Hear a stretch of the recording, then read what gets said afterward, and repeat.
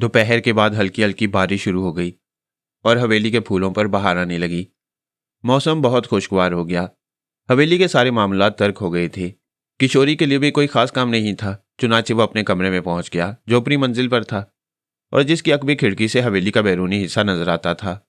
लेकिन उस कमरे में एक बगली खिड़की भी थी जो हवेली के उसी जनूबी हिस्से की जानिब खुलती थी, जिसके बारे में रानी पार्वती ने एक अजीब दास्तान सुनाई थी। इस दास्तान के असरात किशोरी के जहन पर अभी तक मौजूद थे। राजा नोल शर्मा का वो किरदार जो अभी किशोरी के सामने आया, बाहर तौर वो इसके बारे में सोचता रहा। रानी साहिबा खुद भी काफ़ी पुरस्कार शख्सियत की हामिल थीं। हो सकता है इसकी वजह राजा नोल शर्मा की बदकिरदारी हो, जिसने उन्हें रानी के सामने दबने पर मजबूर कर दिया हो।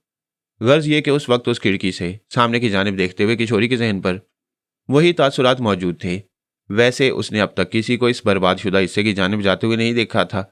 उसके बड़े से चौबी दरवाजे पर एक बहुत बड़ा ताला पड़ा रहता था, जो इस तरह जंग आलूद था जैसे महीनों से उसे ना खोला गया हो, बल्कि शायद सालों से। हवेली की बकिया दीवार सपाट नजर आती थी। उसके दूसरी सिमत के हिस्सों में अगर कोई जगह हो तो हो, लेकिन एक आध बार उधर से गुजरते हुए किशोरी ने ऐसी कोई जगह नहीं देखी थी।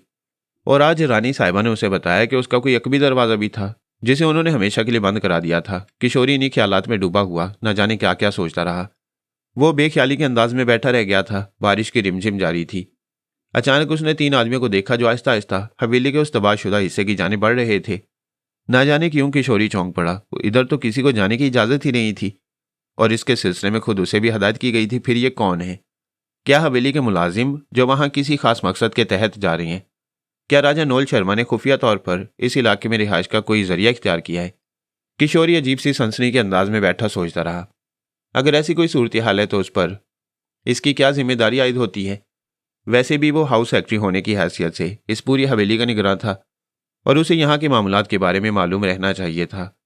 अगर राजा नोल शर्मा ने कोई ऐसा जरिया इख्तियार कर रखा है और गैर महसूस अंदाज में इस इलाके में कोई खुफिया रास्ता बना लिया गया है, तो क्या इसकी जिम्मेदारी किशोरी पर आयद होती है? क्या उस पर यह लाजिम है कि वो इसके बारे में मालूमात हासिल करके नानी साहिबा को इसके बारे में इतला दे? वह बड़ी अजीब सी कशमकश का शिकार हो गया। बहुत देर तक वो उलझन में डूबा रहा और इसके बाद दफअतन ही वो चौंक पड़ा। वो तीनों अफराद हवेली के उस दरवाजे तक पहुंच चुके थे जिसमें बड़ा सा ताला लगा हुआ था और किशोरी इस बात का मुंतजिर था कि वो ये ताला खोलकर अंदर दाखिल हो। लेकिन फिर अचानक ही उसने उन लोगों को एक सिमत घूमते देखा और चंद ही लम्हात के बाद वो वहां से गायब हो गई। किशोरी आंखें फाड़ फाड़ कर उन्हें तलाश करता रहा था, लेकिन तीनों का कोई पता न था। अब तो उसे इस बात का यकीन हो गया कि हवेली में कोई ऐसा खुफिया दरवाजा बनाया गया है जो अंदर दाखिल होने का जरिया है, और इसका इल्म यकीनन रानी पार्वती को नहीं है। किशन लाल जी के अल्फाज भी किशोरी को याद थे और जो खुद भी तज्जिया कर चुका था कि रानी साहिबा को खुश रखना बेहद जरूरी है। ये बात अगर उसे मालूम हो गई है तो कम अज कम इतना तो होना चाहिए कि वो खुफिया तरीके से रानी साहिबा को उस खुफिया दरवाजे के मुतालिक बता दे। खुद इस सिलसिले में अमल करना उसके बस की बात नहीं थी। रानी साहिबा से ये दरख्वास्त भी करेगा कि वो इसके बारे में राजा साहब को यह ना बताया जाए कि खुफिया रास्ता उसने दरियाफ्त किया है। अपने इस फर्ज को महसूस करने के बाद वो जल्दी से एक बरसाती लिबास पहनकर अपने कमरे से निकल आया और थोड़ी देर के बाद खुद भी दरख्तों और फूलों के तख्तों की आड़ लेकर उस जाने बढ़ने लगा जहां वो पुरस्कार हवेली का जनूबी हिस्सा नजर आ रहा था। वैसे भी आसपास बारिश की वजह से खामोशी और सन्नाटा छाया हुआ था। हवेली के सारे मुलाजमीन अपने अपने कमरों में घुसे हुए थे और कोई भी बाहर नजर नहीं आ रहा था।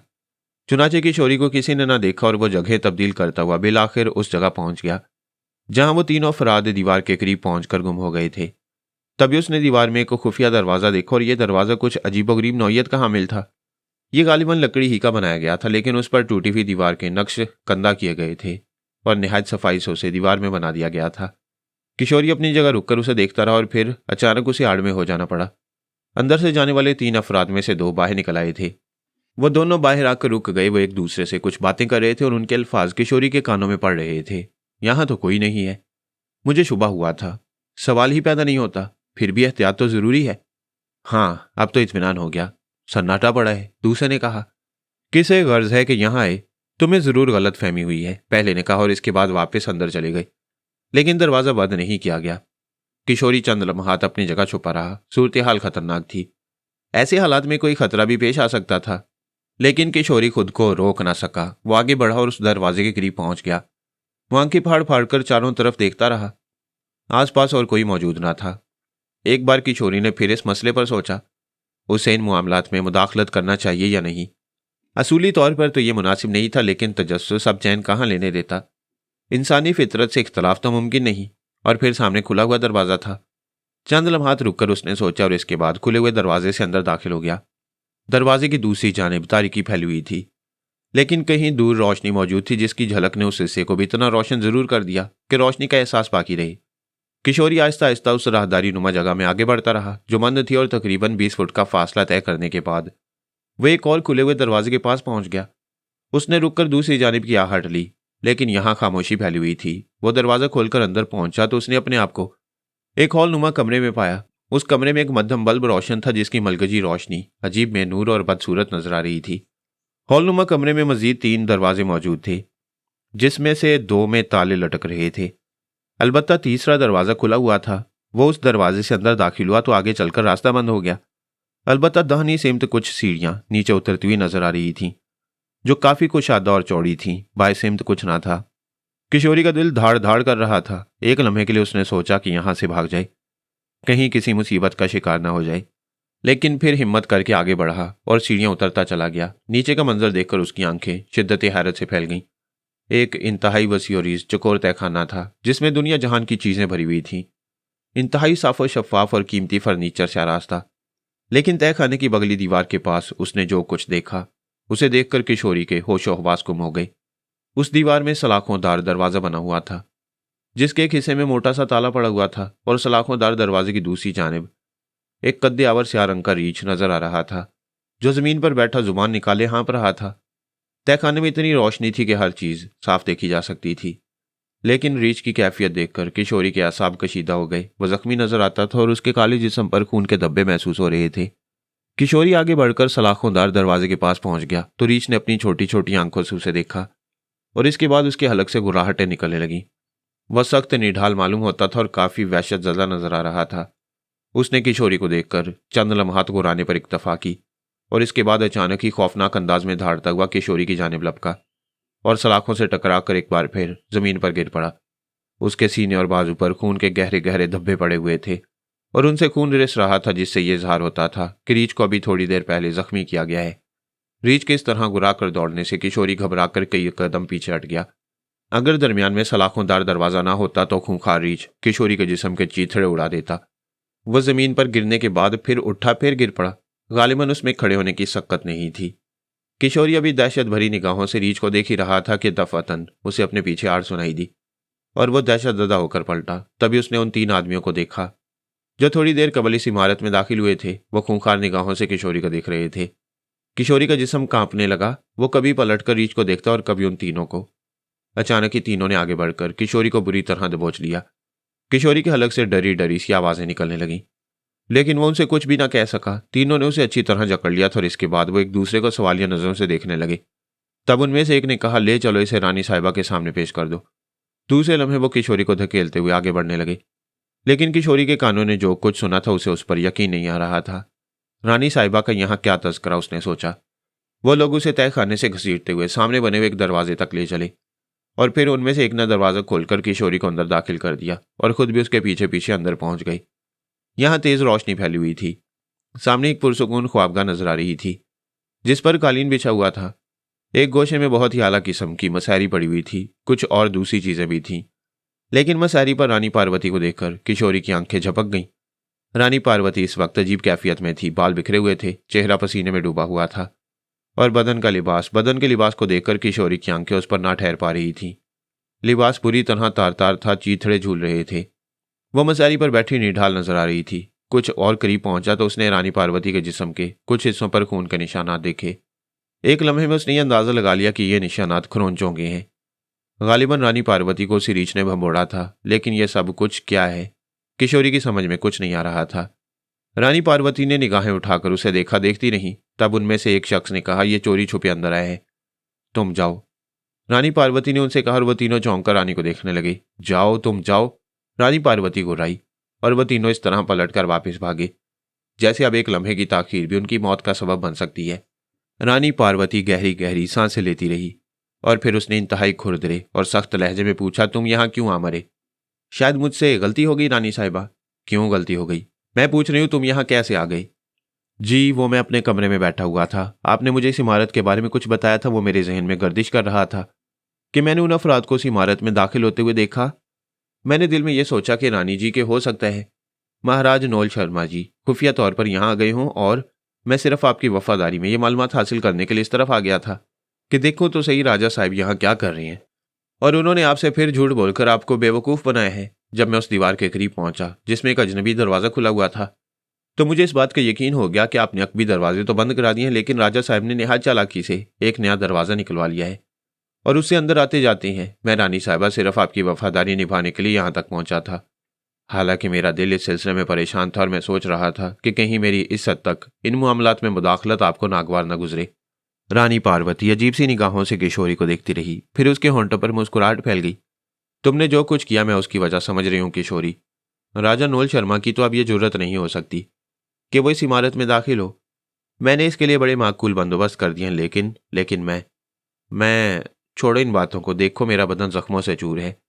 क्या तुम मेरे इन जख्मों पर मरहम नहीं लगाओगे? रानी साहबा ये क्या हो गया? मत पूछो ये क्या हुआ है, कोई सवाल मत करो। बस जो कुछ मैं कहूँ वही करते जाओ। मेरे इन जख्मों पर मरहम लगाओ। देखो वो सामने अलमारी का दरवाज़ा खोलो, उसमें मरहम के कुछ डब्बे रखे हैं, निकाल कर ले आओ। किशोरी अलमारी की जानिब बढ़ा, दरवाज़ा खोला और मरहम के 2 डब्बे निकाल कर ले आया। रानी ने मसहरी पर नीम दराज होते हुए कहा, जहां जहां मेरे जख्म है ये मरहम लगा दो। किशोरी के हाथ लरस गए थे, लेकिन रानी साहिबा को हुक्म था, उसे रद्द करने का सवाल ही पैदा नहीं होता था। लिबास इस तरह तार तार था कि बेलिबासी का मजहर था, लेकिन किशोरी को यह काम अंजाम देना ही पड़ा। रानी खामोशी से उसका चेहरा देख रही थी। किशोरी ने एक बात खास तौर से महसूस की कि कुछ जख्म ताज़े हैं और कुछ ऐसी हैं जैसे बहुत पहले लगे हों। उन पर खिरंड बन चुके थे। रानी के जिस्म पर उन जख्मों की तादाद काफ़ी थी। उनमें से कोई भी जख्म गहरा या खतरनाक नहीं था, लेकिन बाहर तौर उसके खूबसूरत जिस्म की जिल्द पर ये जख्म बड़े बदनुमा मालूम हो रहे थे। रानी खामोशी से उसके अमल को देखती रही। किशोरी के चेहरे पर अजीबोगरीब तासुरात थे। थोड़ी देर के बाद वह इस काम से फारिग हो गया और रानी गहरी गहरी सांसें लेने लगी। बैठ जाओ तुम बहुत अच्छे इंसान हो किशोरी, बहुत अच्छे। और आज गैर मुतवक्का तौर पर तुम इस सूरत हाल से भी वाकिफ हो गए हो। मेरे राज को हमेशा राज रखना, कभी अपनी जुबान तक ना आने देना। किशोरी, मैं सर से पांव तक जख्म ही जख्म हूं और तुम्हें मेरे बहुत से जख्मों पर मरहम रखना होगा। मैंने तुम पर भरोसा कर लिया है। किशोरी ने कोई जवाब नहीं दिया। रानी जी बड़ी बेतकल्लुफी से मसहरी पर नीम दराज थी। उसे गालिबन इस बात का कतई एहसास नहीं था कि उसकी ये बेलिबासी किशोरी के सामने है। काफी देर तक वो इसी तरह लेटी रही। फिर उसने आहिस्ता से कहा, अब किशोरी तुम जाओ, इसी खामोशी से यहां से निकल जाओ और अपने कमरे में जाकर आराम करो। लेकिन बार बार तुम ये हदायत करते हुए मुझे खुद भी कुछ अजीब सा महसूस हो रहा है कि इस वाक्य को तुम कतई तौर पर जहन से निकाल दोगे, कुछ नहीं सोचोगे इसके बारे में। जी, किशोरी ने आहिस्ता से कहा और फिर वो लरजते कदमों से वापस पलट पड़ा। उन तीनों आदमियों का अब कोई पता नहीं था। वो रास्ता तलाश करता हुआ टूटे दरवाजे से बाहर निकल आया, लेकिन अपनी राशगा की जानिब जाते हुए उसके कदम मन मन भर के हो रहे थे। दिमाग चकरा रहा था। जख्मी रीछ, जख्मी रानी, वो 3 अफराद जिन्हें उसने उससे पहले इस हवेली में कभी नहीं देखा, और ये सारा मंजर, रानी के जख्म, मरहम और उसकी बेलिबासी। किशोरी की कनपट्टियों में खून ठोकरे मारने लगा। रानी, वो इससे ज्यादा कुछ नहीं सोचना चाहता था। बाहर तौर इस कैफियत में न जाने वो किस तरह अपने कमरे तक पहुंचा और मसहरी पर गिर पड़ा। उसका जहन साए साए कर रहा था। बात कुछ समझ में आती तो कोई बात भी थी। आखिर वहां एक खूंखार रीछ की मौजूदगी क्या मायने रखती थी? और फिर रीछ की कैफियत अजीबोगरीब थी। रानी भी जख्मी थी और रीछ भी जख्मी था। क्या इन दोनों बातों का एक दूसरे से कोई वास्ता था? और यह बात तो खुद ब खुद सोची जा सकती थी कि वास्ता तो यकीनी तौर पर था, लेकिन क्या? वक्त गुजरता रहा। नींद आंखों से कोसों दूर थी। फिर वो किसी आहट पर चौंका और सहमी हुई निगाहों से दरवाजे की जानिब देखने लगा। दरवाजा खुला, रूपा अंदर दाखिल हो गई। किशोरी हैरान रह गया। इस वक्त यहां रूपा का क्या काम? उसे जागते देखकर रूपा के होंठों पर मुस्कुराहट फैल गई। वह बहुत खुश व खुर्रम नजर आ रही थी। तुम भी जाग गए? उसने अजीब से अंदाज में पूछा। तुम इस वक्त यहां कैसे आई रूपा? क्यों, इस वक्त आने में क्या हो गया? रूपा ने हस्बे मामूल शरारत से आंखें नचाते हुए कहा। मेरा मतलब है इतनी रात को। रात? रूपा आज पड़ी। ख्वाब देख रहे हो महाराज? रात कहाँ है? अब बाहर तो रोशनी निकल आई है। यह दूसरी बात है कि बादल गहरे छाए हुए हैं और आसमान पर सूरज नहीं निकला। सुबह हो गई, किशोरी ने हैरत से कहा और रूपा का कहका बुलंद हो गया। किशोरी महाराज की बातें, पता ही नहीं चल सका कि सुबह हो गई। क्या रात भर जागते रहे हो? क्यों, कोई याद आता रहा है? तुम किस काम से अंदर आई हो? तुम्हारे कमरे की सफाई सुथराई करने, रूपा ने कहा। तो अपना काम करो। हाय राम, अपना ही काम कर रहे हैं। तुम्हारा कौन सा काम करना पड़ता है हमें? तुम हमें इसका मौका कब देते हो? रूपा ने हंसपे मामूल शरारत से कहा। लेकिन किशोरी उसकी शरारत पर मुस्कुरा भी ना सका। उसका जहन अभी तक उलझनों में घिरा हुआ था। क्या है ये सब? रूपा बार बार मुस्कुराती निगाहों से उसे देखती रही। कई बार किशोरी का दिल चाहा कि रूपा से हवेली के इस हिस्से के बारे में बात करे, लेकिन रानी पार्वती का हुक्म था और वो अपने लिए कोई खतरा मोल लेना नहीं चाहता था, इसलिए खामोशी इख्तियार की रहा। जाए महाराज? रूपा ने पूछा। वो चौंक पड़ा। अभी तक सो रहे हो, जाग जाओ, रूपा ने मस्ती भरे अंदाज में कहा। फिर खुद ही बोली, हाय राम, ये बादल तो जान ही ले लेंगे किसी रोज। और हमारे किशोरी जी महाराज हैं कि बस सोए जा रहे हैं, सोए जा रहे हैं। मैं जाग रहा हूं रूपा, खाक जाग रहे हो। जिस दिन से तुम्हें देखा है सोते हुए ही देखा है। तू पगली है तो मैं क्या करूं? किशोरी ने मुस्कुराते हुए कहा। रूपा मुस्कुराती हुई बाहर निकल गई। किशोरी के दिल में तरह तरह के ख्यालात आते रहे। फिर वह बिस्तर छोड़कर उठ गया। उसे अपने फराइज याद आ गए थे। जरूरियात से फारिग होकर वह बाहर निकल आया। हल्की बूंदें पड़ रही थी। मुलाजमीन अपने कामों में मसरूफ थे। किशोरी भी अपने कामों में लग गया। कामों में मसरूफ होकर वह सब कुछ भूल गया। किशोरी महाराज, रानी जी बुला रही हैं।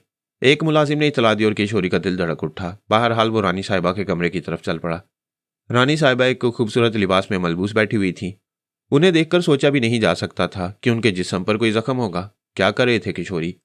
बस रानी साहिबा कामों में मसरूफ था। बैठ जाओ। शुक्रिया। वह बैठ गया।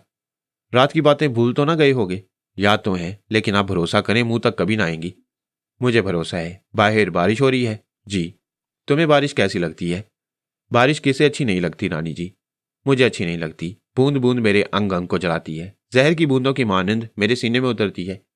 ये पानी मुझे जलाता है किशोरी। इसकी वजह रानी जी? हाँ किशोरी, इसकी वजह है। इसकी वजह है मैं सावन जली हूं। मैं सावन की आग में जली हूं। छोड़ो, कहाँ की बातें शुरू हो गई। किशोरी, एक सवाल पूछूं? पूछिए रानी जी। तुम कुंवारे हो? जी। वो चौंक पड़ा। कुंवारे हो तुम? हाँ, मेरी शादी नहीं हुई। मन लगाया है किसी से जीवन में? नहीं रानी जी। सच बोल रहे हो? किशोरी ने मजबूत लहजे में कहा। हाँ। रानी उसे अजीब सी नजरों से देखती रही, फिर बोली, अगर सच बोल रहे हो किशोरी, तो यूं समझ लो, यूं समझ लो, तुम एक शानदार मुस्तकबिल के मालिक बन सकते हो। मैं समझा नहीं रानी जी। तुम्हें दौलत, इज्जत, जिंदगी के ऐशो आराम पसंद है। वो किसे पसंद नहीं होते? हाँ, मुझे पसंद नहीं। मैं सोने के पिंजरे की कैदी हूं किशोरी। मुझे ये सब अच्छा नहीं लगता। मुझे किशोरी, ये सब। रानी साहिबा की आवाज गलूगीर हो गई। वो फूट फूट कर रोने लगी थी और किशोरी पागलों की तरह उसे देख रहा था। उसकी अकल साथ छोड़ती जा रही थी। किशोरी को यहाँ कर जो माहौल मिला था वो बहुत अच्छा था और उसके दिल को ये उम्मीद हो चली थी कि वो कुछ अरसे के बाद अपने घर के हालात संभाल लेगा, कांति तालीम हासिल कर लेगा और सुधा सुषमा के लिए अच्छा बर तलाश कर लिया जाएगा। ना जाने क्या क्या उम्मीदें वाबस्ता कर ली थी उसने। हालांकि जानता था कि वो कितनी दौलत कमा सकेगा। बाहर तौर अपने तौर पर कोशिशें करना उसका फर्ज था। रानी पार्वती का अजीबोगरीब किरदार और इस घर की कुछ पुरस्कार बातें उसके लिए बड़ी ताज्जुब खेज थीं। बाज़-औक़ात जी चाहता कि किशन लाल जी से इस बारे में मालूमात हासिल करे, लेकिन जब ये सोचता हिम्मत साथ छोड़ जाती। वो खूंखार जख्मी रीछ, रानी पार्वती का जख्म जख्म बदन, लिपटा हुआ लिबास, जैसे जैसे उनका उस रीछ से कोई वास्ता रहा हो। ये सारी बातें हैरतनाक तो थीं, लेकिन इतनी खौफनाक भी थी कि अगर किशोरी ने संजीदगी से सोचता तो उसके दिल में खौफ का बसेरा होने लगता। आखिर ये रानी पार्वती और नोल शर्मा जी हैं क्या चीज़? तालीम याफ्ता नौजवान था और इन तमाम बातों को बखूबी समझ सकता था। ये सावन जली उससे क्या चाहती है। रानी की आंखों से आंसू बहते रहे, फिर उसने आंसू खुश्क कर लिए और किशोरी का चेहरा देखा, फिर एकदम हंस पड़ी। क्या सोचते होगे किशोरी तुम भी? मैं समझा नहीं रानी जी। लगता होगा तुम्हें कि पागलों में बसेरा हो गया है तुम्हारा। आखिर तुमने अपने मन में भी तो कुछ सोचा होगा इन सारी बातों के बारे में। हाँ रानी जी, इसमें कोई शक नहीं है कि सब कुछ मेरे लिए अजीब है, मगर एक बात मैं जानता हूँ। क्या? वो ये कि आपसे नमक हलाली का वादा किया है। तुम एक एक लम्हा मेरे दिल में अपने लिए घर बनाते जा रहे हो किशोरी। मैंने अभी तुमसे कहा था कि एक खूबसूरत मुस्तकबिल तुम्हारा मुंतजिर है। क्या तुम लाखों रुपए की जायदाद, करोड़ों रुपए की जमीनें और बेपनाह दौलत हासिल करने के ख्वाहिशमंद हो? ये ख्वाब तो मेरी उम्र का हर नौजवान देखता है रानी जी, लेकिन मैं जानता हूं इन ख्वाबों की ताबीर मुश्किल होती है। सच कहा तुमने, इन ख्वाबों की ताबीर मुश्किल होती है, लेकिन बाज़ औक़ात किसी को अलादीन का चिराग भी तो मिल जाता है। वो भी एक कहानी, एक ख्वाब है। नहीं, इस दुनिया में सारे के सारे बेख्वाब नहीं रहते। किसी न किसी को तो उसके मन की आरजू मिल ही जाती है। रानी जी, मैं इन तमाम चीज़ों के हसूल से गुरेज नहीं करूंगा अगर इनका हसूल मेरे लिए आसान हो। नहीं किशोरी, संसार में कोई काम आसान नहीं होता। इसके लिए इंसान को अपना तन मन धन सब कुछ कुर्बान करना पड़ता है। बड़ी मेहनत होती है, और अगर तुम ये सब कुछ हासिल करना चाहते हो तो तुम्हें भी मेहनत करना होगी। जी रानी जी, किशोरी ने आहिस्ता से कहा। सोच लो, समझ लो, मैं तुम्हें वो रास्ते दिखा सकती हूँ जो तुम्हें दौलत की तरफ ले जाएंगे, लेकिन उन पर चलने का फैसला तुम्हें करना है। रानी जी, मैं इस बात का ख्वाहिशमंद हूँ, इसलिए मुझे ना सोचने की ज़रूरत है ना समझने की। बस इतना पता चल जाए कि यह सब कुछ मुझे हासिल कैसे होगा। रानी पार्वती उससे सर्द सी निगाहों से घूरती रही। फिर उसने कहा, ठीक है, पता चल जाएगा तुम्हें, अब तुम जाओ। किशोरी खामोशी से अपनी जगह से उठ गया। जब वो दरवाजे तक पहुंचा तो पार्वती ने उसे फिर आवाज दी, सुनो। किशोरी रुक गया तो पार्वती ने फिर कहा, मेरे करीब आओ। किशोरी सादतमंदी से रानी पार्वती के करीब पहुंच गया। बैठ जाओ, उसने फिर कहा। इशारा अपने करीब ही किया था। किशोरी मोतबाना अंदाज में बैठ गया। तुमने मेरे जख्मों पर मरहम लगाया था? जी, वो चौंक कर बोला। तुमने मेरे जख्मों पर मरहम लगाया था? जी रानी जी। क्या ख्याल भरा था तुम्हारे ज़हन में उस वक्त? मैं समझा नहीं रानी जी। मैं किसी भी बात को समझाती नहीं, सिर्फ जवाब चाहती हूँ उसका। किशोरी एक लम्हा सोचता रहा, फिर उसने आहिस्ता से कहा, मुझे हैरत हुई थी रानी जी। किस बात पर? यही कि ये जख्म कैसे लग गए, इसके अलावा? बस इसके अलावा और कुछ नहीं। मेरे फटे हुए लिबास को देखा था तुमने? जी रानी जी। और खून उगलते जख्मों को? जी, उन्हें भी देखा था। रानी खामोश हो गई। फिर उसने गहरी सांस लेकर कहा, जाओ। जी। वो उठा और इसके बाद तेजी से बाहर निकल गया, लेकिन दरवाजे से बाहर निकलने के बाद दिमाग चकराने लगा था। ये किस्सा क्या है? रिहाइशगाह में आने के बाद भी वो देर तक यही कुछ सोचता रहा। रानी उससे कुछ चाहती है क्या? आखिर क्या? 3 दिन यूं ही गुजर गए। नौल शर्मा जी इस दौरान एक बार भी नहीं आए थे और हालात मामूल के मुताबिक चलते रहे थे। बारिश बंद हो चुकी थी और इसके बाद से बादल भी नहीं आए थे। रानी जी के मामलात में कोई नुमायां तब्दीली नहीं थी। जो कुछ वो किशोरी से कहती, किशोरी उनके अहकामात की तामील करता। यूं दिन गुजरते रहे और इस वाक़े को तकरीबन 10-12 बल्कि 15 दिन गुजर गए। किशोरी ने बारहा अपनी रिहाइशगाह की उस खिड़की से उस वीरान हिस्से की तरफ देखा जहां वो एक अजीबोगरीब वाक़े से दो चार हो चुका था, लेकिन उस तरफ उसे कोई तहरीक नजर नहीं आई। 16-17 दिन के बाद एक रात ऐसा हुआ कि किशोरी जरूरियात से फारिग होने के बाद अपने कमरे में आ गया। वह भी थोड़ी देर तक ही आराम करने पाया था कि रूपा उसके कमरे में दाखिल हुई। उस वक्त रूपा आई तो संजीदा थी। क्या हो रहा है किशोरी जी महाराज? उसने कहा। कुछ नहीं। अच्छा उठो, रानी जी बुलाती हैं। कहाँ हैं? अपनी आरामगाह में हैं। जाओ, चले जाओ। और सुनो जरा बंद संवर कर। क्या मतलब? अब मतलब तो मैं नहीं जानती। रानी जी ने यही कहा कि किशोरी से कहो जरा साफ सुथरा होकर आए। और इसका मतलब तुम जानते हो? एक लम्हे के लिए किशोरी के जहन में सनसनी सी पैदा हो गई। मैं चलती हूँ, जरा संभल के जाना, उसने हंसते हुए कहा और बाहर निकल गई। किशोरी देर तक उलझन में था। फिर एकदम से उसे रानी के बुलावे का ख्याल आया और वह फौरन ही अपने कमरे से बाहर निकल आया। यह बेवकूफ़ी की बात थी कि वह बनने संवरने के बारे में सोचता। वैसे भी साफ सुथरे कपड़े थे, सब कुछ ठीक ठाक था। रानी पार्वती जिस लिबास में मौजूद थी उसमें उसे देखकर किशोरी की आंखें झुक गईं। कनपट्टियां गर्म होने लगी। बहुत बारीक रेशमी लिबास था जिसमें रानी का बदन पोशीदा होने की बजाय और नुमाया हो गया था, लेकिन उसके चेहरे पर खामोशी और संजीदगी के अलावा कुछ नहीं था। बैठो किशोरी, उसने कहा और किशोरी उसके सामने बैठ गया। मैं तुम्हें कुछ दिन के लिए यहाँ से बाहर भेजना चाहती हूँ, रानी ने सर्द लहजे में कहा। मैं तैयार हूं नानी जी। तुम्हें रामपुर जाना होगा। रामपुर से तांगों के जरिए तुम्हें सनतगढ़ी का सफर करना होगा। रामपुर पहुंचकर सनतगढ़ी के बारे में मालूम करोगे तो तुम्हें कोई दिक्कत ना होगी। बड़ी मशहूर जगह है। जी रानी साहिबा। सनतगढ़ी में तुम्हें एक पुराना मंदिर तलाश करना होगा। यह जगह पुराने मंदिर ही के नाम से मशहूर है। पुराने मंदिर के अकबीर से में एक घर सा बना हुआ है। वीरान सा घर है, वहां सिर्फ एक बूढ़ी औरत रहती है।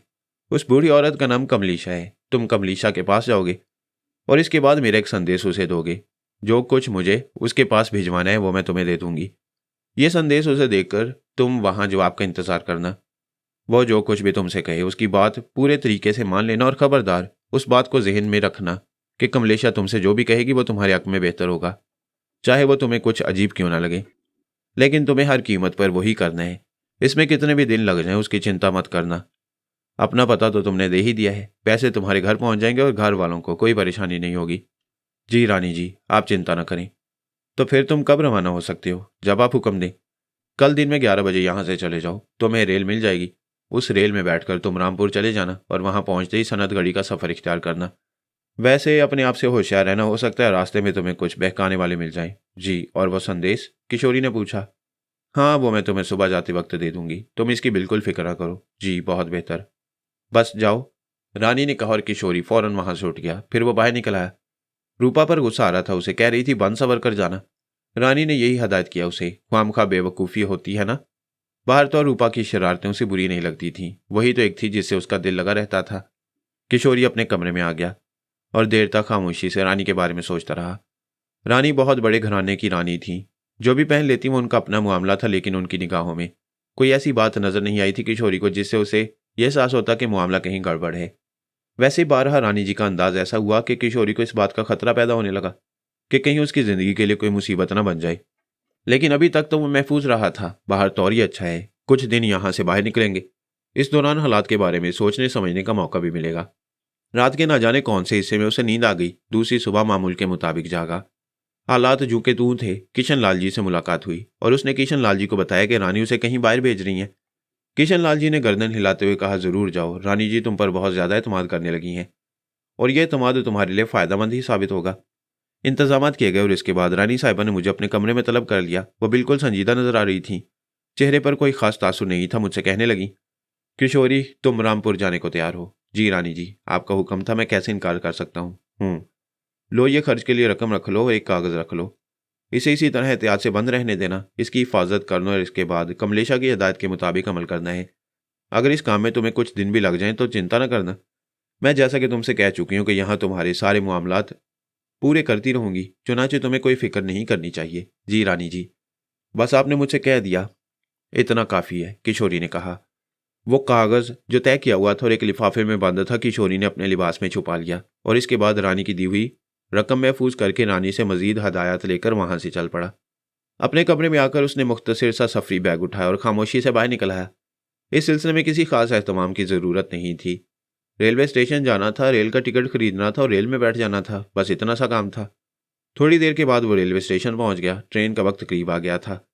चुनाचे वक्त मुकर्रर पर वो ट्रेन में सवार हुआ और थोड़ी ही देर के बाद ट्रेन आहिस्ता आहिस्ता प्लेटफॉर्म छोड़ने लगी। रेल के डिब्बे में भांत भांत के मुसाफिर मौजूद थे। सबकी अपनी अपनी बोलियां थीं, अपनी अपनी कहानियां। किशोरी खिड़की से बाहर दौड़ते हुए मनाजिर को देख रहा था। उसे यूं महसूस हो रहा था जैसे इन मनाजिर में उसका माजी भाग रहा है। माजी के किसी भी मंजर को रेल के उस खिड़की के बाहर बासानी देखा जा सकता था, लेकिन माजी की कहानियां दुख भरी थीं। जिन हालात में वो अपने माता पिता को छोड़ आया था वो बड़े ही तकलीफदेह थे। उसकी जिंदगी पुरस्कार वाकयात से भरी हुई थी। भगवती प्रसाद जी उस खजाने से मुनकिर थे जिसका तज़किरा बारहा किया गया था। हवेली बिक चुकी थी और अब उनके पास जिंदगी गुजारने के लिए कुछ भी नहीं था। माजी को भूल जाने ही दानिशमंदी थी, वरना उस याद आने वाले माजी में दुखों के सिवा रखा ही क्या था। फिर वो हाल की जानिब आ गया। रानी पार्वती आखिर क्या चीज़ है और महाराज नोल शर्मा। बज़ाहिर कोई ऐसी बात मंजरेआम पर नहीं आई थी जो बहुत ज़्यादा गौरतलब होती, लेकिन जो वाकयात पेश आ गए थे अगर वो किशोरी की ज़ात से अलग करके सोची जाती तो एक नाकाबिल यकीन कहानी बन जाती। रानी की पुररौब शख्सियत, उनका दबदबा, उनकी नेक नामी, कोई भी तो ऐसा नहीं था जो उन्हें बुरा कहता। लेकिन इसके बाद रानी का अजीबोगरीब रवैया और पुरस्रार किरदार, वो रीछ क्या बला था और वो जख्मी क्यों था? रानी बिल्कुल उसी के अंदाज में जख्मी क्यों थी? सोचने के लिए कोई बुरी बात भी सोची जा सकती थी, लेकिन बिला वजह एक अच्छी औरत के लिए कोई बुरी बात सोचते हुए अफसोस भी होता था। और फिर रानी ने खुद किशोरी के साथ जो सलूक किया था वो ऐसा था कि किशोरी खुद रानी का ममनून हो गया था। लेकिन आखिर ये सब क्या है? रानी की शख्सियत क्या है? नोल शर्मा का रवैया रानी के साथ कैसा है? रानी ने उसे एक बुरा आदमी बताया था, लेकिन क्या नोल शर्मा वाकई बुरा आदमी है? रानी 2-3 बार उससे जिस तरह पेश आई उसमें एक अनोखी कैफियत थी, और अगर कैफियत के बारे में सोचा जाता तो जहन अजीबोगरीब एहसासात का शिकार हो जाता। हालांकि रानी को उस पर दस्तरस हासिल थी। वो अगर चाहती तो किशोरी से दिल की कोई बात भी कह सकती थी, मगर बज़ाहिर ये तो नहीं हुआ था। गर्ज किशोरी इस सिलसिले में उलझन का शिकार रहा। उसे इस संदेश का ख्याल आया, ना जाने इसमें क्या है, कोई ऐसी चीज़ जो कोई राज की हैसियत रखती हो, खुद उसके लिए इसमें कोई खतरा नहीं। लेकिन यह ख्याल उसने खुद ही रद्द कर दिया था। भला उसके लिए इसमें क्या खतरा हो सकते हैं?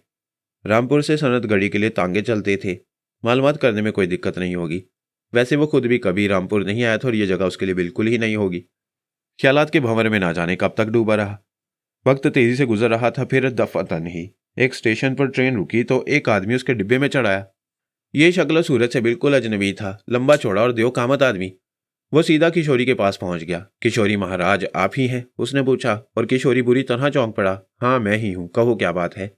चौथे डिब्बे में महाराज नोल शर्मा जी मौजूद हैं, वो आपको बुला रही हैं। किशोरी हैरान रह गया। अव्वल तो पहली बात यही थी कि नोल शर्मा जी ने उसे कहाँ से देख लिया।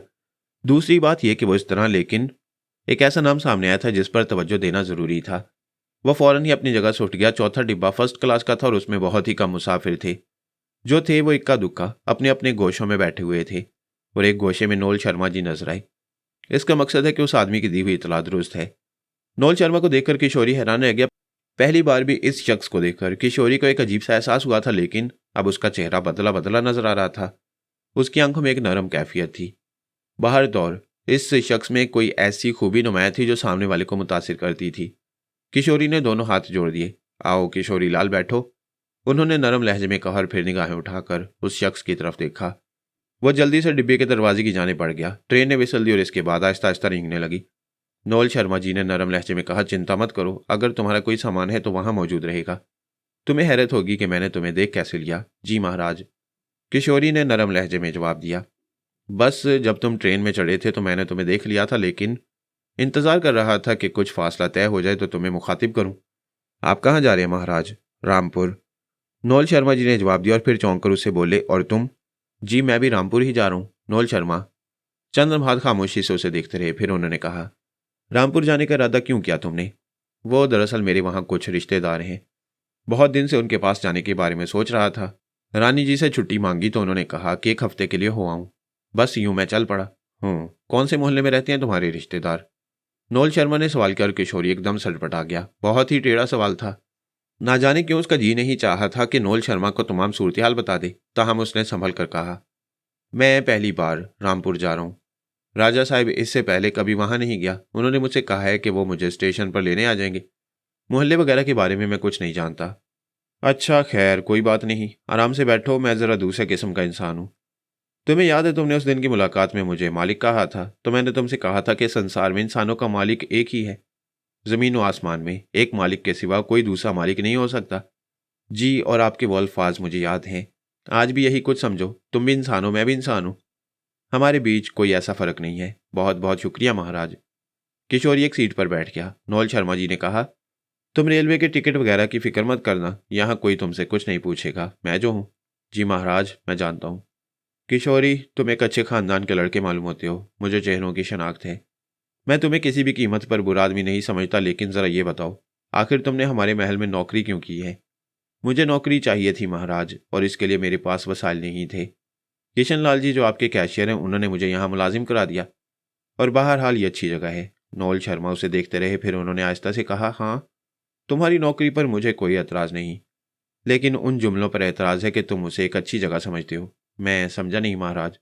नौजवान हो, अगर तजुर्बाकार होते तो शायद इतने अरसे में बहुत कुछ समझ जाते। किशोरी सवालिया निगाहों से नोल शर्मा को देखता रहा।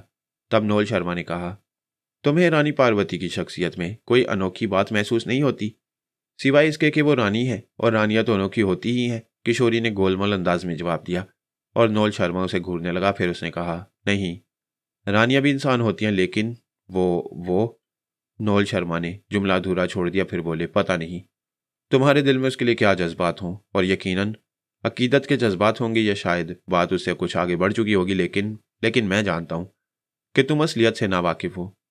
नोल शर्मा ने कहा, और किशोरी शशदर रह गया।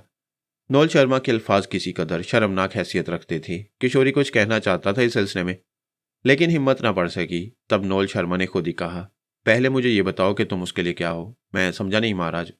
देखो लड़के, मैं बहुत नरम इंसान हूँ, किसी को नुकसान पहुंचाना मेरे लिए बहुत अजियतनाक बात होगी, लेकिन अगर मुझसे चालाकी करने की कोशिश की जाए तो फिर मैं खुद भी अपने आप को इसके लिए तैयार कर लेता हूँ कि जवाबी कार्रवाई करूँ।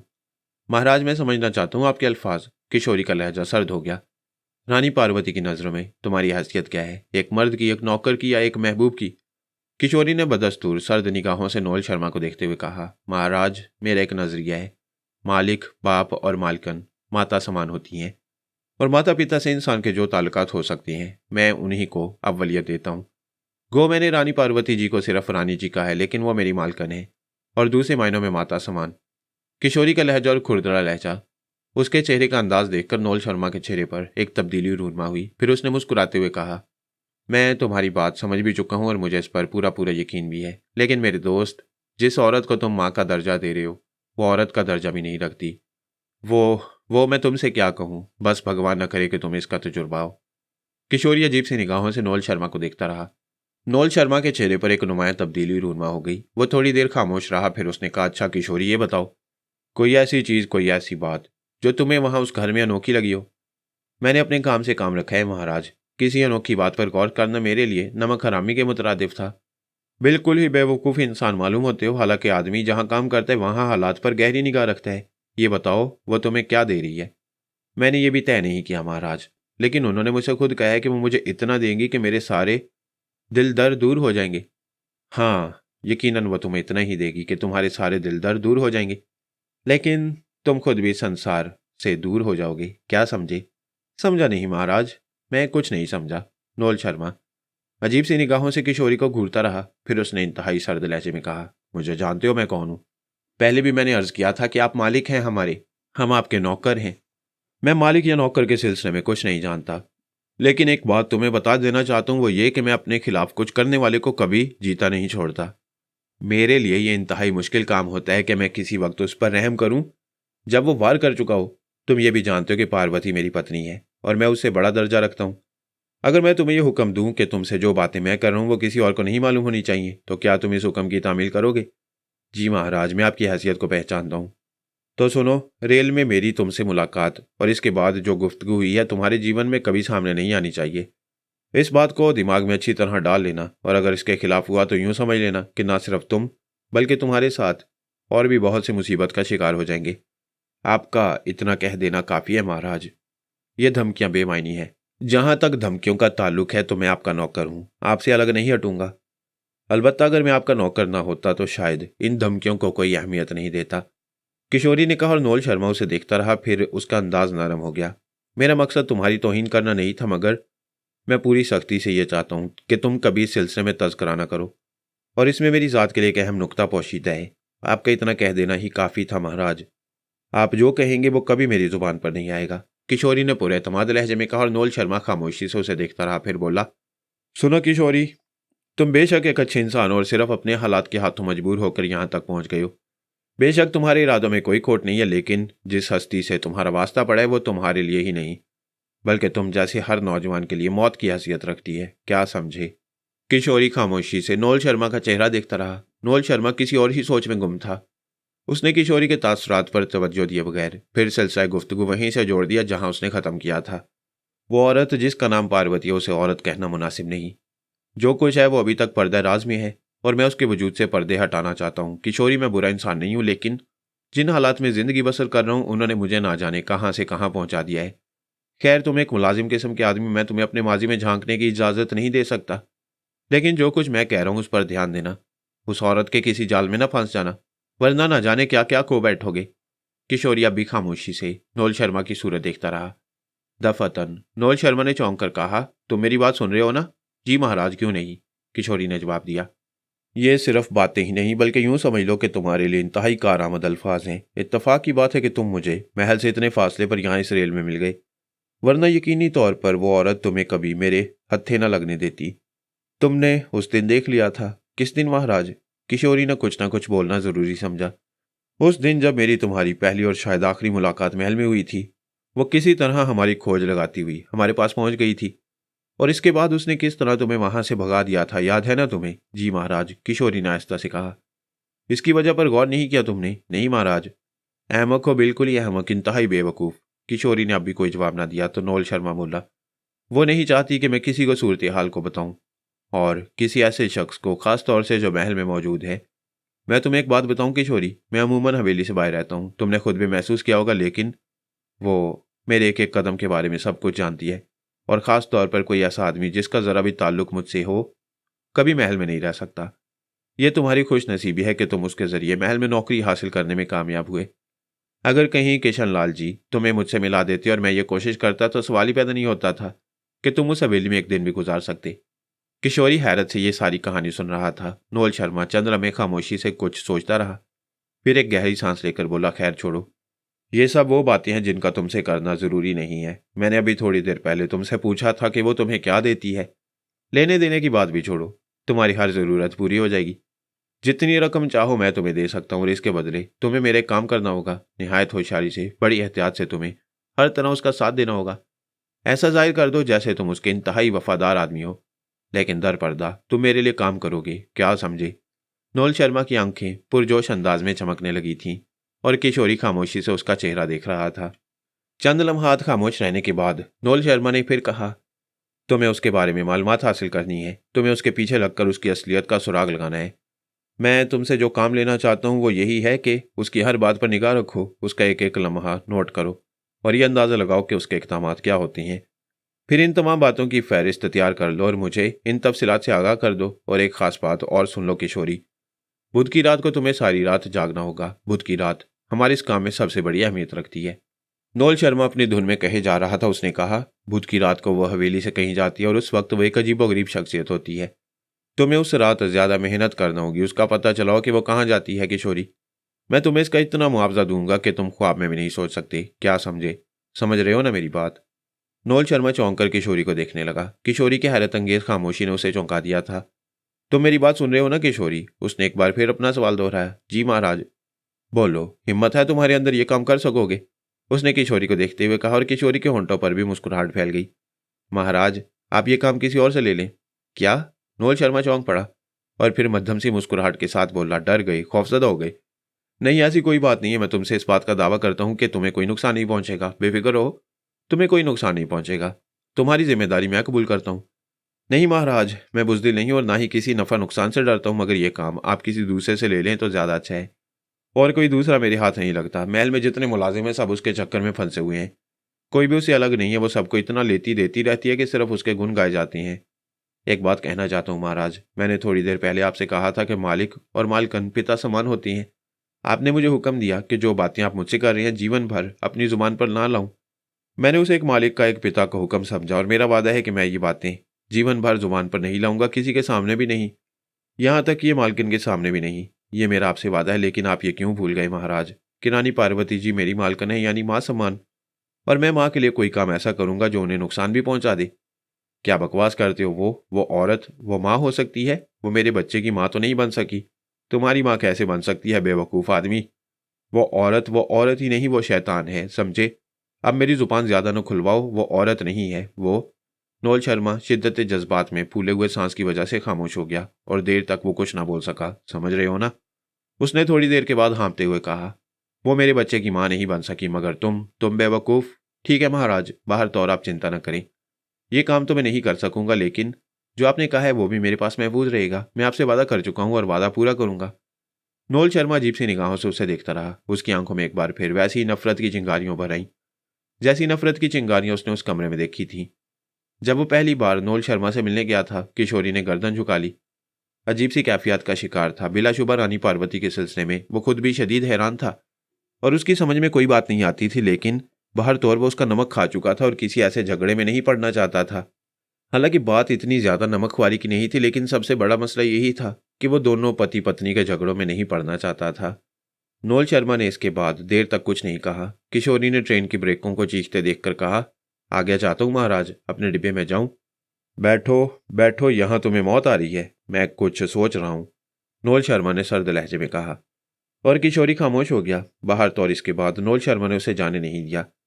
वो उसी फर्स्ट क्लास डिब्बे में सफर करता रहा। नोल शर्मा के वो मुलाजिम जो एक दो स्टेशनों पर उसके पास आए थे उसके सामान की निगरानी करते रहे, यहां तक कि ट्रेन रामपुर पहुंच गई। नोल शर्मा उसके साथ ही डिब्बे से नीचे उतर आया। फिर उसने किशोरी से कहा, जाओ देखो, अपने रिश्तेदारों को देखो, कहाँ है वो? किशोरी ने गर्दन हिला दी और अपने डिब्बे की तरफ पड़ गया। उसके सामान का मुख्तसर थैला नोल शर्मा के मुलाजमों ने नीचे उतार दिया था। उसने अपना थैला संभाला और वहां से आगे बढ़ गया। नोल शर्मा ने उसका कोई नोटिस नहीं लिया। किशोरी अजीब सी कैफियत का शिकार था। बाहर निकलकर वो इधर उधर निगाहें दौड़ाने लगा और फिर खामोशी से एक सिमत चल पड़ा। यहां से वो पैदल ही आगे बढ़ना चाहता था और इसके बाद ये फैसला करना चाहता था कि अब उसे क्या करना चाहिए। आया सीधे सनत गढ़ी का रुख करना चाहिए या फिर यहां रुककर कुछ वक्त गुजारा जाए, उसके बाद सनत गढ़ी वगैरह का रुख किया जाए। नोल शर्मा ने जो गुफ्तगू की थी उसने उसका सर चकरा कर रख दिया था। नोल शर्मा के अल्फाज ने तो उसे और भी ज्यादा परेशान करके रख दिया था। इन्हीं ख्यालात में गुम वो आगे बढ़ता चला गया। थोड़ी देर के बाद एक गाड़ी की आवाज सुनाई दी। गाड़ी उसके करीब ही रुक गई थी। किशोरी ने झुककर गाड़ी में झांका तो नोल शर्मा उसे पिछली सीट पर बैठा नजर आया। उसके बराबर ही एक आदमी बैठा हुआ था और सामने की सीट पर ड्राइवर मौजूद था। नोल शर्मा ने गर्दन निकाल कर कहा, क्यों, तुम्हारे रिश्तेदार तुम्हें लेने नहीं आए? नहीं महाराज। तुम रामपुर पहली बार आए हो? जी। तो क्या अहमकों की तरह भटकते फिरोगे? कौन सी जगह है? क्या तुम्हें अपने रिश्तेदारों का पता मालूम है? वो तो नहीं मालूम महाराज। आओ बैठो, चलो तुम आगे की सीट पर चले जाओ, नोल शर्मा ने पीछे बैठे हुए शख्स से कहा और वो गाड़ी से उतरकर अगली सीट की जानिब चला गया। किशोरी को बादल नफाज था। नोल शर्मा के साथ पिछली सीट पर बैठना पड़ा। नोल शर्मा ने खामोशी से ड्राइवर को आगे बढ़ने का इशारा किया। उसने किशोरी से कोई बात नहीं की थी। किशोरी को इस बात का बड़ा अफसोस था कि उसका झूठ पकड़ा गया था। इसमें कोई शक नहीं था कि यहाँ वो पहली बार आया था और उसे इस जगह के बारे में कुछ मालूम नहीं था, लेकिन अब क्या किया जाए। नोल शर्मा उससे सवालात करेगा तो वो क्या जवाब देगा? उसे इस बात की परवाह नहीं थी। गाड़ी आगे बढ़ती रही और थोड़ी देर के बाद वो एक अजीबोगरीब इलाके में पहुंचकर रुक गई। यह इलाका ज्यादा आबाद नहीं था, लेकिन यहाँ फासले फासले पर मकानात बने हुए थे। ऐसे ही एक अच्छे खासे मकान के सामने नोल शर्मा की यह गाड़ी रुक गई और नोल शर्मा ने किशोरी से कहा, आओ मेरे साथ आओ, कुछ देर यहाँ क्याम करो। रिश्तेदारों का हुलिया वगैरह कुछ पता हो तो उनकी तलाश की जाए। बिला वजह अहमकों की तरह मुंह उठाकर आ गए तुम भी। मुझे अहमक आदमी मालूम होते हो। किशोरी परेशानी का शिकार था। उसने मुख्तसिर थैला उठाया और नोल शर्मा के साथ अंदर दाखिल हो गया। मकान बाहर से तो बहुत ही उजड़ा उजड़ा नजर आता था, लेकिन अंदर से पूरी तरह आबाद था। वसी और इस गर्दिश, सेहन और दालान और इसके बाद लंबे चौड़े तीनों सेमत बने हुए कमरे। नोल शर्मा ने उसे एक कमरे में पहुंचाया और खुद भी उसके साथ ही अंदर दाखिल हो गया। कमरे में बेहतरीन किस्म का फर्नीचर पड़ा हुआ था और हर चीज करीने से मौजूद थी। नोल शर्मा ने आहिस्ता से कहा, तुम यहाँ थोड़ी देर आराम करो, मैं कपड़े वगैरह बदल कर आता हूँ। इसके बाद तुमसे जरा तफसीली गुफ्तगू होगी। किशोरी ने कोई जवाब नहीं दिया। उसके हलक से गहरी गहरी सांसें निकल रही थीं। बाहर तौर नोल शर्मा बाहर निकल गया, लेकिन इसके साथ ही किशोरी ने एक बात महसूस की। वो ये कि दरवाज़ा बाहर से बंद हो गया है। नोल शर्मा के इस इकदाम से किशोरी चौंक पड़ा। उसने अपने शोबे की तस्दीक की और दरवाजे के करीब पहुंचकर दरवाजे को खोलने की कोशिश की, लेकिन दरवाज़ा वाकई बाहर से बंद था। किशोरी गहरी गहरी सांसें लेने लगा। इसका मकसद है कि नोल शर्मा अब तशद्दुद पर आमादा हो गया है और अपने मकसद की तकमील ना पाकर उसके साथ सख्ती करना चाहता है। किशोरी सोचता रहा उसे क्या करना चाहिए। उसे एक ख्याल और आया, और वो ये कि रानी ने उसे जो लिफाफा दिया उसकी हिफाजत बेहद ज़रूरी है। ऐसा न हो कि वो लिफाफा नोल शर्मा के हाथों में पहुंच जाए। ये बात उसे बर वक्त सूझी थी। लिफाफा फौरन ही निकालकर फर्श पर बिछे हुए कालीन के नीचे छुपा दिया और इसके बाद एक सोफे पर लेटकर गहरी गहरी सांसें लेने लगा। 1-2 घंटे, 2-3 घंटे गुजर गए और इसके बाद शायद रात हो गई। चारों तरफ से गहरी तारीकी कमरे में दाखिल हो रही थी, लेकिन ज्यादा देर नहीं गुजरी थी कि 2-3 आदमी दरवाजा खोलकर अंदर दाखिल हुए और उन्होंने कमरे में रोशनी कर दी। वह शक्ल सूरत से ही खतरनाक आदमी नजर आ रहे थे। नोल शर्मा उनके साथ मौजूद नहीं था। उनमें से एक ने किशोरी को देखते हुए कहा, देखो महाराज, नोल शर्मा ने हमसे कहा है कि हम तुम्हारी तलाशी ले, तुम्हारे ये सामान अपने कब्जे में कर लें। तुम हमारे काम में मदद करो। अगर तुमने इस सिलसिले में कोई मुदाखलत की तो फिर हमारे हाथों नुकसान उठाओगे, वरना हम तुम्हें कोई नुकसान नहीं पहुंचाना चाहते। किशोरी खामोशी से कमरे के वस्त में खड़ा हो गया। उसका दिल खुशी से उछल रहा था। उसने सोचा कि उसने बर वक्त ये फैसला किया कि रानी पार्वती का वो लिफाफा छुपा दे। अगर ऐसा ना होता तो मुसीबत ही बन जाती उस वक्त। उसने हाथ उठा दिए थे। उन लोगों ने उसके एक एक हिस्से की तलाशी ली और उसका सामान वगैरह भी अच्छी तरह चेक किया, और फिर जब उन्हें इस बात का इत्मीनान हो गया कि उसके पास कोई पोशीदा चीज़ नहीं है, तो वो उसका सामान और उसकी जेब से बरामद होने वाली चीज़ें लेकर वहां से बाहर निकल गए। जाते हुए उनमें से एक ने कहा, तुम्हारी चीज़ें तुम्हें वापस कर दी जाएंगी। ये महाराज नोल शर्मा को हुक्म था, वरना हम ये सब कुछ ना करते। किशोरी ने कोई जवाब ना दिया। अब उसके जिस्म पर लिबास के अलावा और कोई चीज़ नहीं रह गई थी। वो लोग चले गए। दरवाज़ा बाहर से बंद हो गया। थोड़ी देर के बाद दरवाज़ा फिर खुला और एक आदमी अंदर दाखिल हो गया। उसके हाथ में खाने पीने की चीज़ें मौजूद थीं, जो उसने बड़ी नफासत से किशोरी के सामने रख दी। फिर आहिस्ता से बोला, महाराज खा लें, मैं बाहर मौजूद हूँ। जिस चीज़ की भी ज़रूरत हो आप मुझसे ले लें। सुनो, महाराज शर्मा जी कहाँ हैं? किशोरी ने कहा, हम नौकरों को इस बारे में क्या मालूम महाराज। हम चलते हैं, आप अपना खाना खा लें, बूढ़े आदमी ने कहा, और इसके बाद वो खामोशी से बाहर निकल गया। बाहर तो और खाना खाना जरूरी था। भूखा तो रहकर कोई काम ही नहीं हो सकता था। चुनाचे वो खाने में मसरूफ हो गया और इसके बाद उसने इत्मीनान से खाने से फरागत हासिल की और बर्तन एक जानिब से रखा दिए। फिर वो आराम करने के लिए लेट गया। सोचों की अलगार हो गई और ना जाने उसका जहन कहाँ कहाँ भटकता रहा। ये सब कुछ क्या किस्सा है, क्या चक्कर है। न जाने कब तक वो देर तक अपने घर वालों की याद में खोया रहा और इसके बाद नींद की देवी उस पर मेहरबान हो गई। आंख खुली तो सूरज की किरणें हर कोने खुदरे से अंदर दाखिल हो रही थी और अंदर एक अजीब सी इद्दत का एहसास हो रहा था। उसने इधर उधर देखा और इसके बाद वो उठकर बैठ गया। सूरज की किरणें उसके जिस्म को गुदगुदा रही थी और ये गर्मी उसी की थी। बाहर तो और उसने खिड़कियां और रोशनदान बंद किए और कमरे में ठंडक के साथ ही अंधेरा भी फैल गया। उसने रोशनी फिर से जला दी जो रात को सोते वक्त बंद कर दी थी। फिर वो कमरा रोशन हो गया। फिर चंद लम्हात सोचने के बाद वो अपनी जगह से उठा और उसने दरवाजे के करीब जाकर आहटें लेना शुरू कर दी। बाहर कोई आवाज़ सुनाई नहीं दे रही थी। किसी ख्याल के तहत उसने दरवाजे को बजाया और दरवाज़ा खुलने में ज़्यादा देर न लगी। वही बूढ़ा आदमी दरवाजे के सामने खड़ा था। जी महाराज, आप जाग गए, चिंता मत करें, हम आपके लिए जल्द पानी लेकर आते हैं, नाश्ता भी तैयार है। बूढ़े आदमी ने दरवाज़ा बंद करने की कोशिश की, लेकिन किशोरी के लिए मौका गनीमत था। उसने दरवाजे में पाँव अड़ाया और फिर बूढ़े को पीछे धकेल कर बाहर निकल आया। उसने इधर उधर देखा। बूढ़े के अलावा कोई शख्स यहाँ नहीं था, लेकिन बूढ़ा अजीब निगाहों से उसे देख रहा था। फिर उसने आहिस्ता से कहा, देखो महाराज, अगर तुम इस तरह निकल जाओगे तो हमारी जान चली जाएगी। ऐसा करो, हमारे सर पर कोई जख्म डाल दो। चिंता न करो, बूढ़े आदमी हैं, बस इतना जख्म डाल दो कि हम बेहोश हो जाएं। तुम्हारी मेहरबानी होगी। जाते हो तो जाओ, हमें कोई एतराज़ नहीं। हम खुद भी किसी गलत काम के कायल नहीं हैं, मगर क्या करें, पेट की मजबूरी है। फिर जल्दी करो, ऐसा ना हो कोई आ जाए। अभी यहाँ कोई नहीं है। किशोरी चौंक कर बूढ़े को देखने लगा। फिर उसने आहिस्ता से कहा, मैं तुम्हारा शुक्रगुजार हूं महाराज, लेकिन मैं तुम्हें कोई नुकसान नहीं पहुंचा सकता। पगले ना बनो। तुम अगर नुकसान नहीं पहुंचाओगे तो फिर हमें जो नुकसान होगा वो बहुत बड़ा होगा। ओह, मैं ये बताओ, ये कौन सी जगह है? कोई बात नहीं, बताएंगे, जो करना है कर लो। हम नमक हरामी नहीं करेंगे। तुम खुद ही बाहर निकल आए हो, इसलिए हम तुम्हारा रास्ता भी नहीं रोक सकते। हट्टे कट्टे जवान आदमी हो, उन्हें खुद ही ख्याल करना चाहिए था। सारे के सारे चले गए, मगर देर कर रहे हो तो खुद अपना नुकसान करोगे। हमें से कोई फायदा नहीं होगा। किशोरी ने परेशानी से इधर उधर देखा। अचानक ही बूढ़ा आगे बढ़ा और उसने दीवार से सर टकरा दिया। उसके सर से खून बह निकला और इसके हाथ पांव फैल गए। किशोरी ने एक लम्हे के लिए उसे देखा और फिर उसे जमीन पर गिरने से बचाया और आहिस्ता से जमीन पर लिटा दिया। बूढ़ा बेहोश हो गया था। किशोरी एक लम्हे तक अजीब से एहसास का शिकार रहा, लेकिन अब यहां से निकल जाना बेहद जरूरी था। उसने कमरे में जाकर लिफाफा कालीन के नीचे से निकाला, अपने लिबास में पोशीदा किया और फिर बर्क रफ्तारी से उस अहाते को बूर करके घर से बाहर निकल आया। चारों तरफ वीरानी और खामोशी फैली हुई थी। ये इलाका बहुत अजीब था। यहाँ उसे कहीं से भी देखा जा सकता था। चुनाचे वो ऐसी जगहों की आड़ लेता हुआ आगे बढ़ने लगा जहां से वो दूसरों की निगाहों से महफूज रह सके।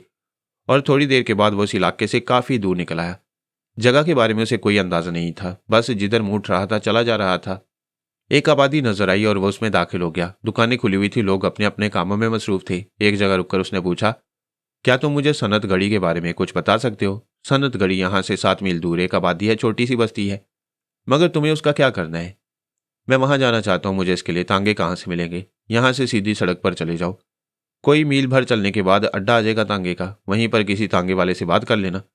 किशोरी ने उसका शुक्रिया अदा किया और तेज कदमों से आगे बढ़ गया। मील भर का फासला तय करने में उसे काफी देर लगी। जहन वसवसों का शिकार था। रकम जेब में मौजूद थी। कम से कम इस सिलसिले में उन्होंने उस पर एहसान किया था कि उसके सामान के अलावा किसी चीज को हाथ नहीं लगाया। तांगे के अड्डे पर पहुंचकर उसने एक तांगे वाले से बात की और किराया वगैरह तय करके तांगे में बैठ गया। तांगा चल पड़ा था और किशोरी इधर उधर देखता जा रहा था।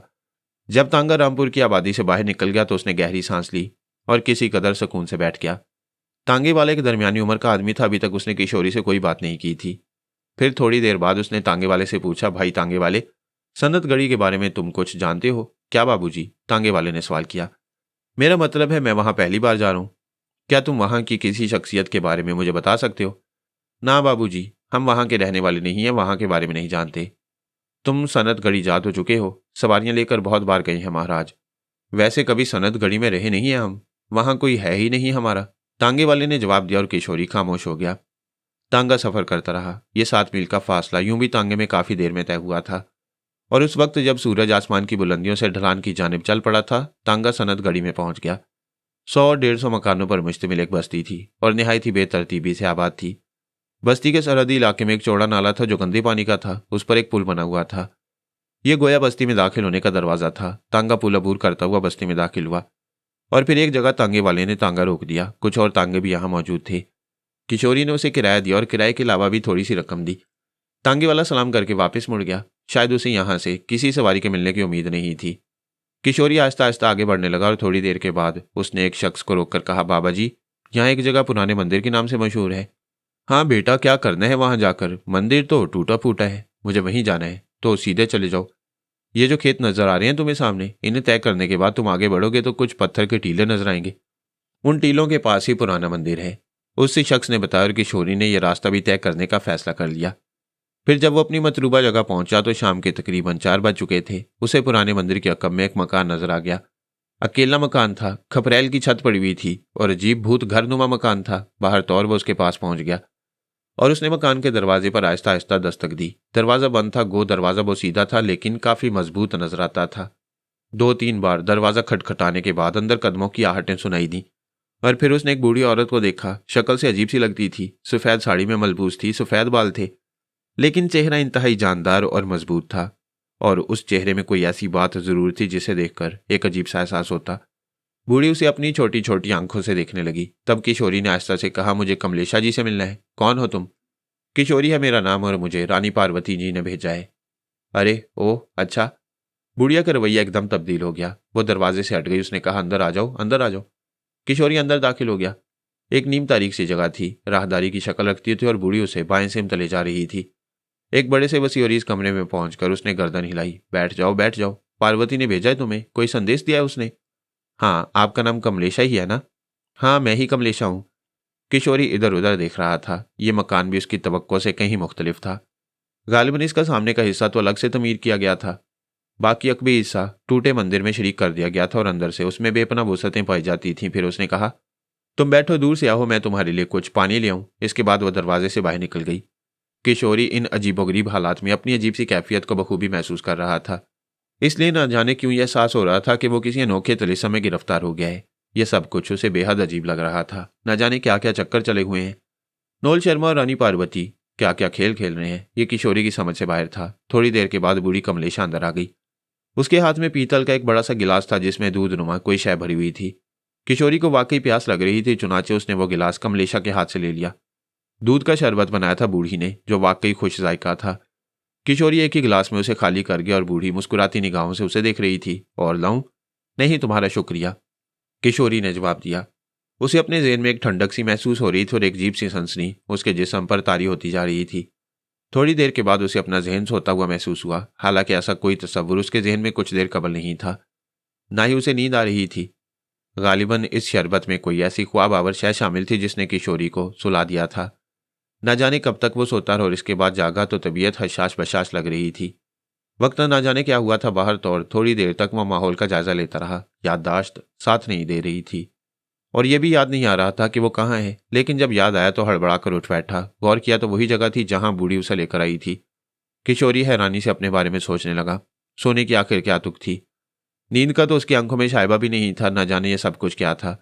बहरहाल इस तिलिस्म कदर में और इस तिलिस्मी माहौल में जो कुछ भी हो जाता कम था। वह बहुत देर तक बैठा सोचता रहा। गालिबन रात हो गई थी, अंधेरा फैलता जा रहा था। थोड़ी देर के बाद बूढ़ी ने अंदर झांककर उसे जागते देखकर अंदर आ गई।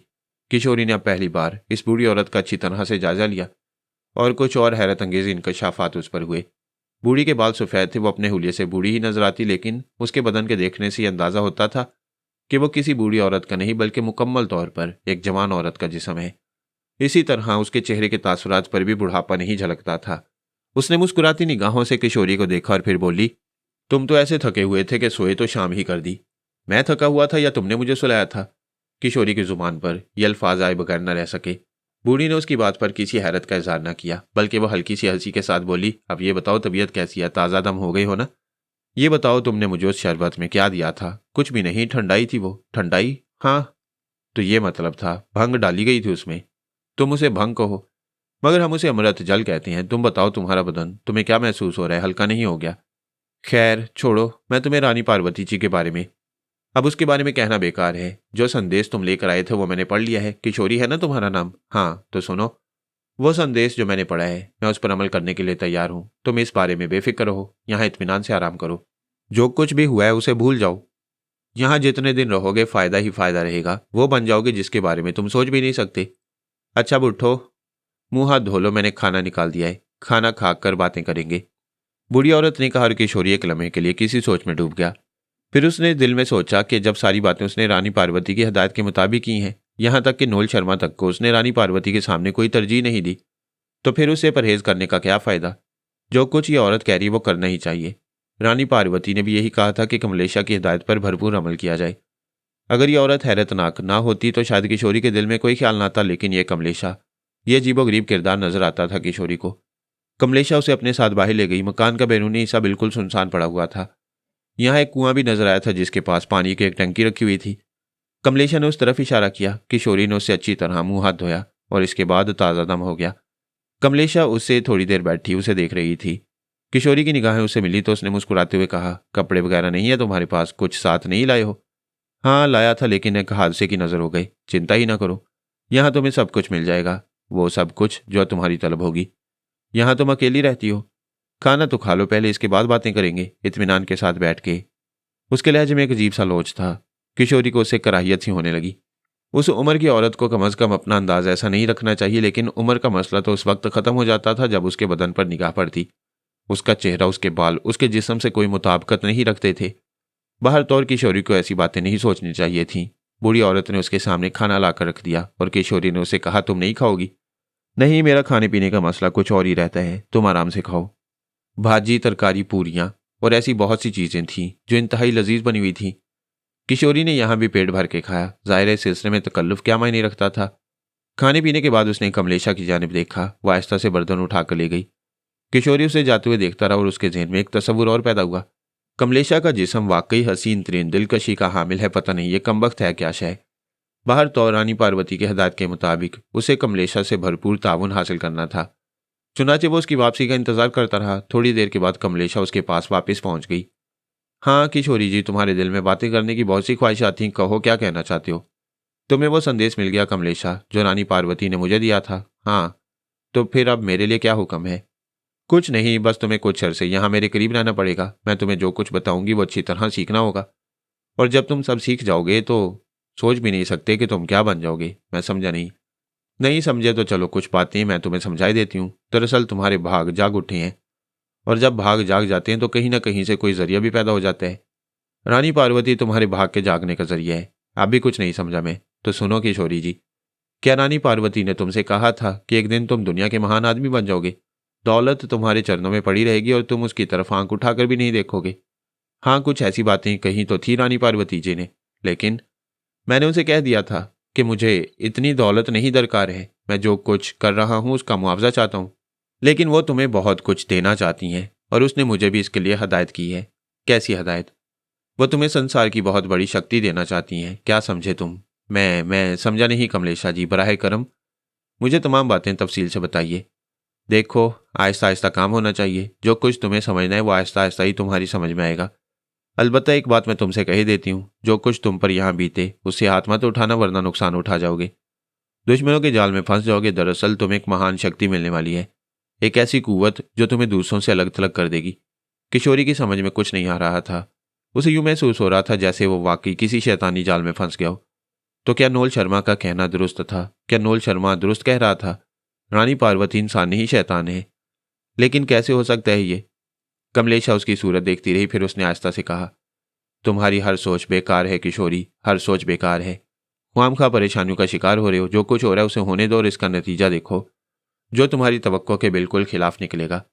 किशोरी एक गहरी सांस लेकर खामोश हो गया। फिर उसने आहिस्ता से कहा, ठीक कहती हैं कमलेशा जी, अब जो हो रहा है वो तो होना ही है। बिल्कुल ठीक कहा मैंने। रात अब बहुत ज्यादा हो चुकी है। चलो तुम्हें तुम्हारी आरामगाह दिखा दूं।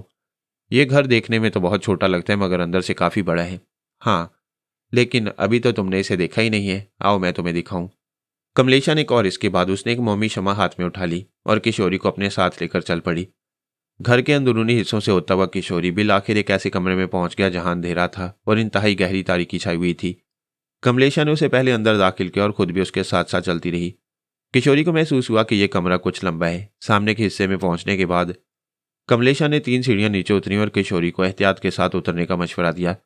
इसके बाद किशोरी ने महसूस किया जैसे वो किसी सुरंग में चल रहा हो। यह सुरंग ज्यादा लंबी नहीं थी, तकरीबन 100 कदम चलना पड़ा किशोरी को। और इसके बाद कमलेशा उसे लेकर जिस कमरे में पहुंची वो बहुत वसी और कुशादा था। उसमें छत में फानूस लगे हुए थे जिसमें शमें रोशन थी। यहां आकर कमलेशा ने वो शमा बुझा दी जिसे वो अपने साथ लेकर आई थी। किशोरी ने चारों तरफ देखा और उसकी आंखें हैरत से फैल गईं। एक बहुत कीमती छप्पर कट पड़ा हुआ था। बहुत ही आला दर्जे के साजो सामान से आरास्ता यह कमरा अपनी मिसाल आप था। इसमें कई दरवाजे बने हुए थे। दाखिले का यही एक दरवाजा था। कमलेशा ने कहा, यह तुम्हारे आराम करने की जगह है, और सुनो, एक बात गौर से सुन लो कि जो कुछ यहाँ देखो, जो कुछ सुनो, उसे डरने की जरूरत नहीं। वो सब कुछ तुम्हारे लिए है। किशोरी की समझ में अल्फाज पहले तो नहीं आए, लेकिन जब कमलेशा चली गई और दरवाजा बाहर से बंद हो गया तो उसने गहरी गहरी सांसें लेकर इधर उधर देखा और फिर दफातन ही बुरी तरह उछल पड़ा। एक कमरे का दरवाजा आहिस्ता आहिस्ता खुल रहा था। वो फटी फटी आंखों से उस कमरे के दरवाजे की जानिब देखने लगा। अंदर दाखिल होने वाली शख्सियत को देखकर उसके चेहरे पर अजीब से तासरात फैल गई। वह ज्यादा से ज्यादा 16-17 साल की एक खूबसूरत लड़की थी जिसने कदीम राजकुमारियों जैसा खूबसूरत लिबास पहना हुआ था और उसके बदन के बेशतर हिस्से नुमाया थे, लेकिन उन हिस्सों पर निगाह पड़ने से आंखों में चकाचौंध पैदा होती थी। गुलाबी सुलगता हुआ रंग अजीबोगरीब बहार दे रहा था और उस पर चेहरे के नकूश। किशोरी उसे देखता रह गया। लड़की के होंठों की मुस्कुराहट बड़ी दिलगुदाज थी। वह आहिस्ता आहिस्ता उसके करीब आ गई और फिर बड़े नाज से उसने दोनों हाथ जोड़े और गर्दन झुकाकर किशोरी को प्रणाम किया। किशोरी के हलक से चंद लम्हात के लिए आवाज भी न निकल सकी, लेकिन फिर उसने खुद को संभाल कर कहा, कौन हो तुम। दासियों को किसी भी नाम से पुकार लो, वो दासी ही होती है। लड़की ने गमगीन आवाज में जवाब दिया। तुम मेरी दासी कैसे हो गई? किशोरी ने उसे अजीब से अंदाज में देखते हुए पूछा।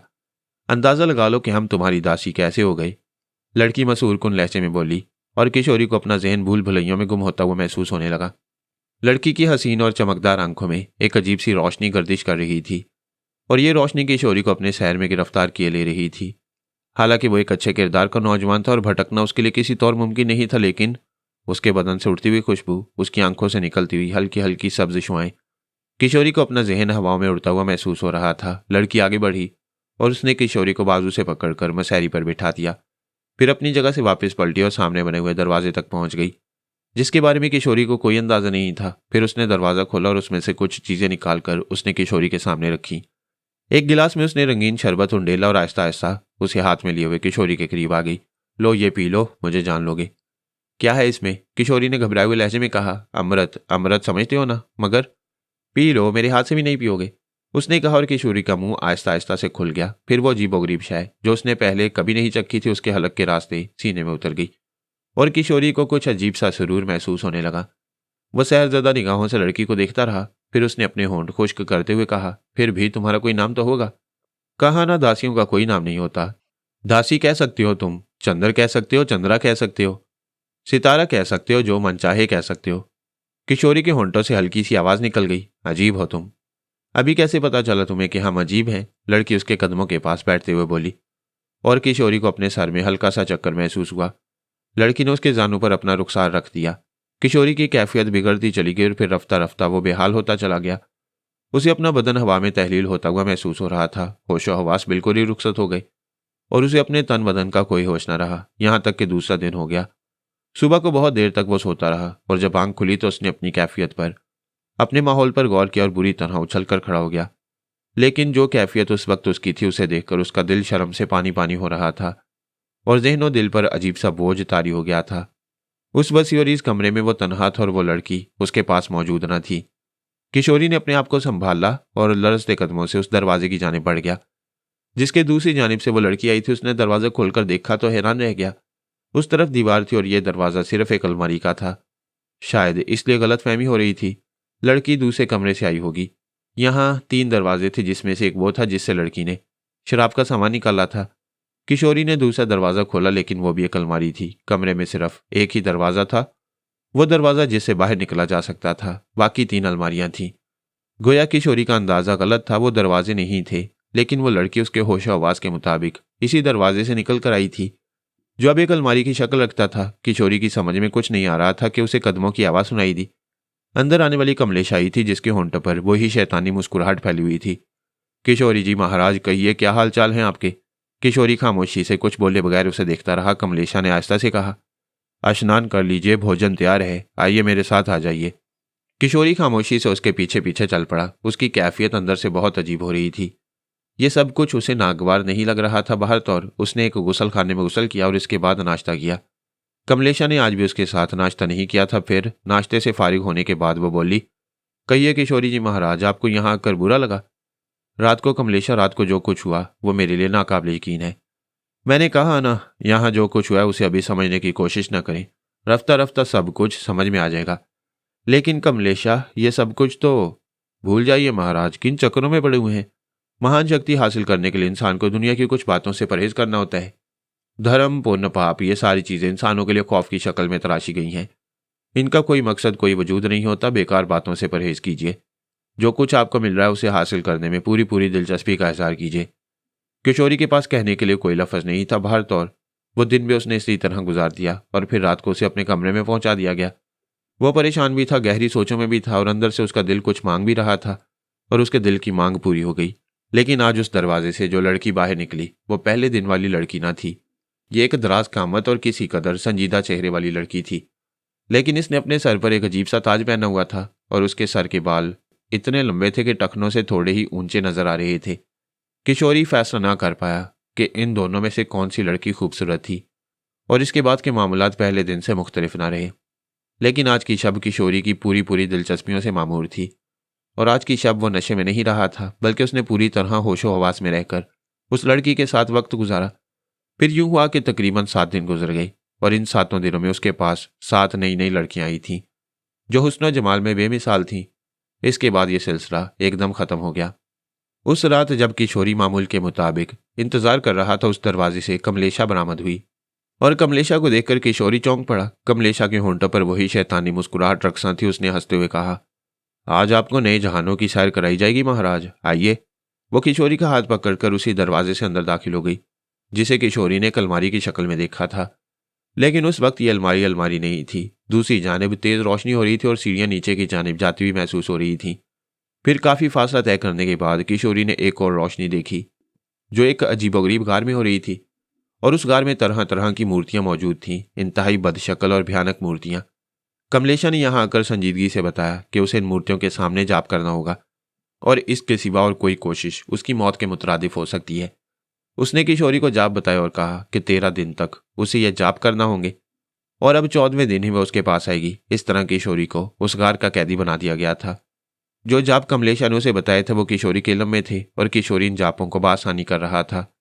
जो तरीका उसे बताया गया था उसके तहत उसे कोई दिक्कत भी नहीं हो रही थी और हैरत अंगेज बात यह थी कि दिन और रात के गुजरने का उसे कोई एहसास न था, यहां तक कि 13वां दिन मुकम्मल हो गया। इन 13 दिनों में किशोरी ने पानी का एक कतरा या खुराक का एक जर्रा भी न चखा था, लेकिन उसे किसी शय की जरूरत भी महसूस नहीं हो रही थी। उसे अपने अंदर एक अनोखी कुव्वत महसूस हो रही थी। फिर उस रात कमलेशा दोबारा उसके पास आई। उसने किशोरी को देखा और उसके होंठों पर मुस्कुराहट फैल गई। फिर उसने दो जानू बैठकर किशोरी के सामने हाथ जोड़े और अपना सर जमीन से टिका दिया। किशोरी पर अजीब सी कैफियत का इजहार हो रहा था। कमलेशा ने सर उठाकर आहिस्ता से कहा, किशोरी जी महाराज, मेरा काम पूरा हो गया है और अब आपको वापस रानी पार्वती के पास जाना होगा। किशोरी ने कोई जवाब नहीं दिया। वो खामोशी से कमलेशा के साथ उन्हीं रास्तों को अबूर करता हुआ बाहर निकल आया। ये जाप मुकम्मल करने के बाद किशोरी खुद अपनी जात में बेपनाह तब्दीलियां महसूस कर रहा था। उसे ये दुनिया अजीब अजीब लग रही थी। यूं महसूस हो रहा था जैसे ये सारी दुनिया उसके लिए अनोखी हो। ना उसे अब अपने माता पिता याद थे, ना बहन भाई, कोई याद ना आ रहा था। बस उसके अंदर एक अनोखी शय पैदा हो गई थी।